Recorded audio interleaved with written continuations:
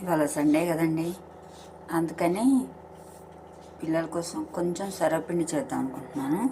మనం ఫస్ట్ కొంచెం బియ్యం పిండి తీసుకోవాలి. మనం ఎంత తింటామో 2-3 సర్వలు పెట్టుకుంటే సరిపోతుంది. అందుకని కొంచెం బియ్యం పిండి తీసుకొని అందులో కొంచెం ఏం చేయాలంటే ఇది పల్లీలను ఉల్లిగడ్డలు కలిపి ముద్ద చేసిందనమాట. అది మొత్తం ఇట్లా కలపాలి. మంచిగా పిండంతా వచ్చేటట్టు కలపాలన్నమాట. ఫస్ట్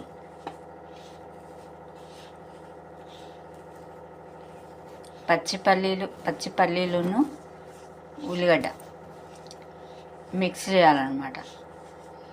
ఇట్లా కలపాలి.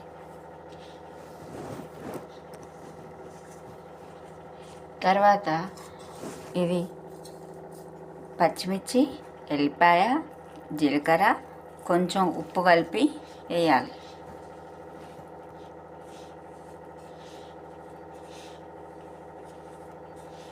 మా ఇంట్లో అందరూ కూడా సర్వపిండి నేను బాగా పెడతా అని మా అమ్మ వచ్చినప్పుడు కూడా నాతోనే పెట్టించుకుంటుంది అనమాట. అందరికంటే నేను ఎక్కువ టేస్టీగా చేస్తా అని అందరు అంటారు. తర్వాత మనం ఇట్లా శనగపప్పును పెసరపప్పు కలిపి ఇట్లా కొద్దిసేపు నానబెట్టి ఇట్లా వేయాలన్నమాట. కొద్దిసేపు నానబెడితే మంచిగా మెరుగుద్ది అనమాట. సర్వపిండికి ఎక్కువ టేస్ట్ రావాలంటే మనం నువ్వులు వేసుకోవాలి.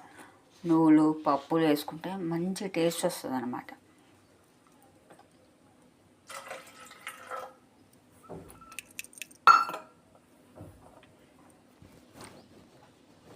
తర్వాత కొంచెం మనం నువ్వులు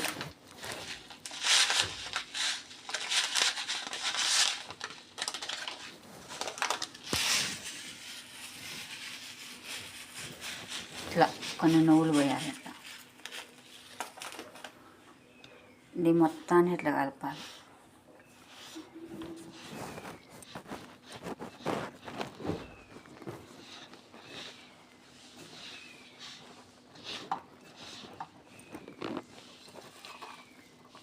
తర్వాత కొంచెం ఉప్పు వేయాలి.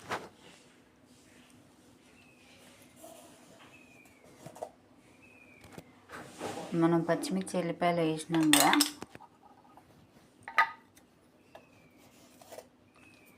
కొంచెం ఉప్పు వేయాలి.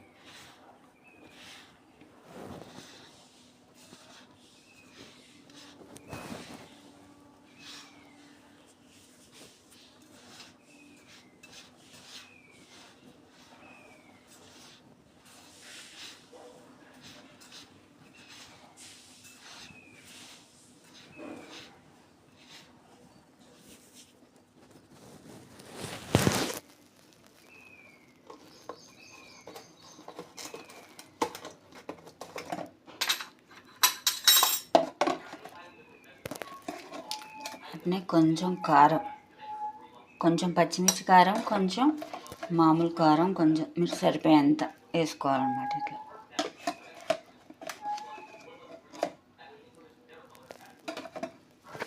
ఇది కూడా మొత్తం ఇట్లా కలపాలి.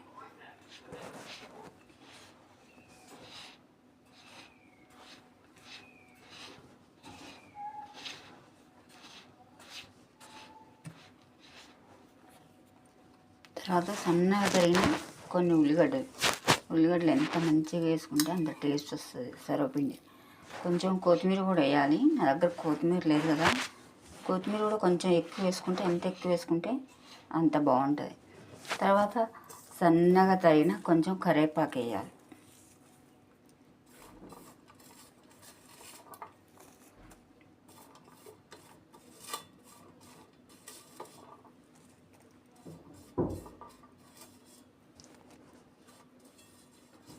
ఇవన్నీ మంచిగా ఇట్లా అన్నీ కలిసేలాగా ఇట్లా కలపాలి. ఫస్ట్ ఇట్లా కలపాలి.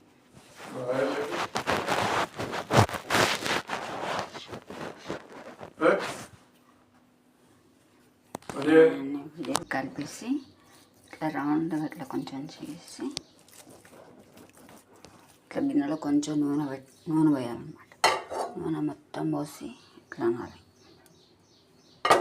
చుట్టూ తిప్పాలి. నూనె తిప్పి ఇట్లా కింద పెట్టాలి.